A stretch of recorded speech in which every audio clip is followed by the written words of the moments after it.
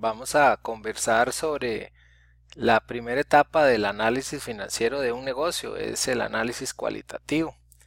Es importante tener claro que para que uno haga un análisis financiero correcto, lo primero y muy importante es que uno disponga de una descripción general que oriente al analista o al inversionista o a cualquier persona que esté interesada en la empresa en conocer cuál es el modelo de negocio que esa empresa desarrolla. Ese es uno de los aspectos más importantes. El proceso de un análisis financiero eh, generalmente se piensa que es ir directamente a los números y la primera etapa y una de las más importantes es esta del análisis cualitativo.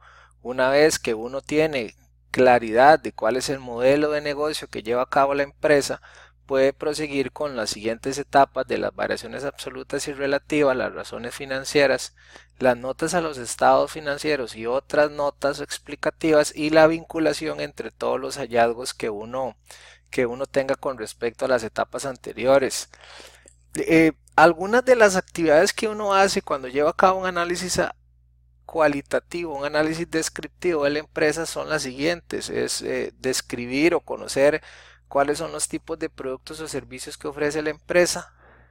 Otro tema importante es conocer cuál es la moneda de operación de la empresa. Por ejemplo, vende todos sus productos y servicios en colones o también vende dólares, trae productos de afuera, entonces necesita pagar impuestos en el exterior. Las monedas en las cuales reciben los ingresos y las monedas en las cuales salen los dineros, el efectivo de la empresa es muy importante tenerlo claro. Otro aspecto es quiénes son las empresas con las cuales mi negocio compite, quiénes son mis principales competidores y también quiénes son mis principales proveedores, aquellas empresas de las cuales yo dependo para llevar a cabo el producto o servicio que yo le estoy ofreciendo a los clientes. Otro aspecto muy importante es cuáles son las regiones, los lugares o los países. Por ejemplo, si yo tengo servicios fuera del país, en donde yo comercializo mis negocios. Por ejemplo, en el caso particular de nuestro país, yo tengo un negocio que tiene oficinas en las 7 provincias o está concentrado principalmente en San José. Es muy importante tener claro ese tipo de características. Otro aspecto importante es conocer cuáles son los segmentos de mercado. Yo me enfoco en todos los nichos de mercado para todas las personas, o me enfoco en hombres de cierta edad, o me enfoco en mujeres de cierta edad, o en niños o en adultos mayores. Esa caracterización siempre es importante.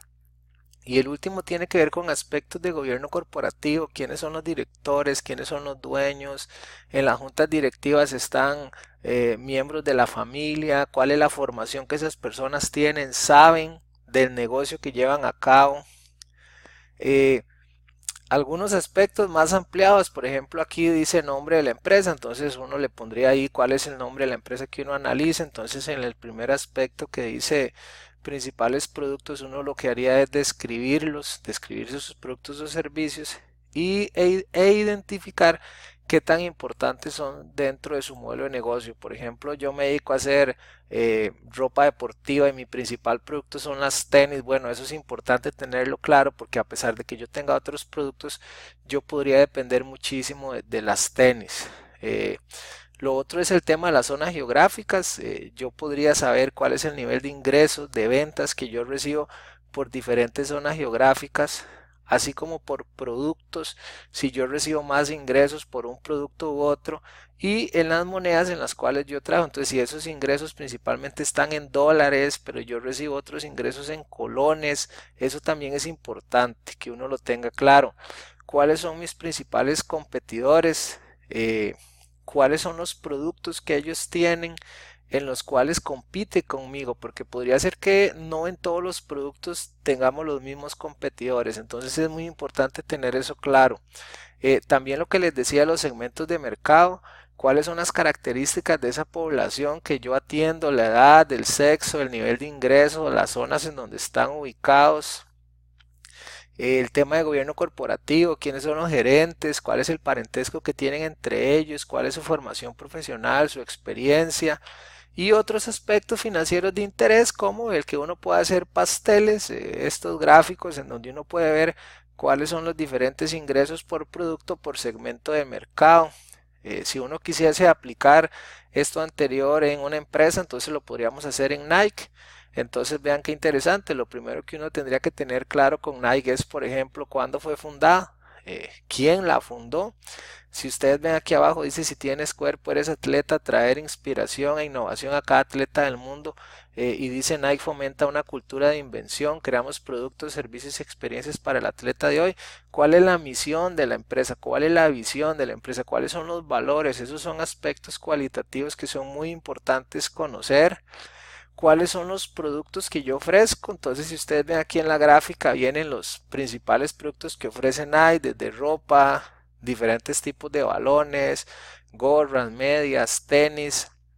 Eso me da un mapa de cómo es la empresa, cuáles son los principales productos que ofrece y hacia cuáles mercados está dirigido. Características importantes, por ejemplo, cuántos colaboradores tiene la empresa, cuál es el nivel de ventas, si tiene diferentes marcas, cuáles son las filiales, si tuvieran otras marcas. Vemos que Nike tiene Harley y Converse, que son marcas del mismo grupo, pero que se comercializan con un nombre diferente. ¿Quiénes son mis competidores más importantes? ¿Y cuáles son las características más relevantes de cada uno de ellos? Aquí tenemos Adidas, Puma, Under Armour y ASIC, que compiten en muchos nichos con Nike. También este tema de la industria, algunos pasteles, por ejemplo, el mercado del calzado.